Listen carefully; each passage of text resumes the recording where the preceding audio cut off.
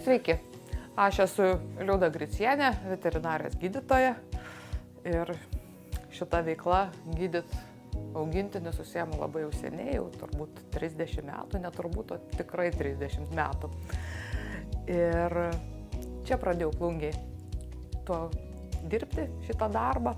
Visą laiką dirbau savo namuose, turėjau kabinetuką ir tai buvo mūsų šeimos verslas. Mano vaikai užaugo, kaip aš sakau, po stalu apžiūrų su šuniukais, su kačiukais. Ir dabar jau mano merginos suaugusios. Seniai galvojom, kad mums reikia atskirų patalpų, nes namuose tikrai tas nepatogu yra ir mažai vietos ir šiaip tiesiog buitis su darbu maišosi.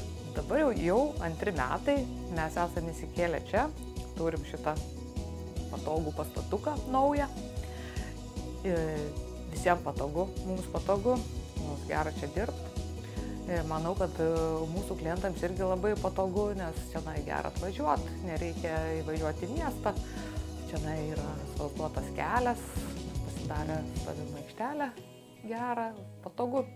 Paramos prašyti sugalvojo mano dukros. Ir jos įsteigė naują bendrovę, parašėm projektą, paprašėm iš ES lėšų paramos.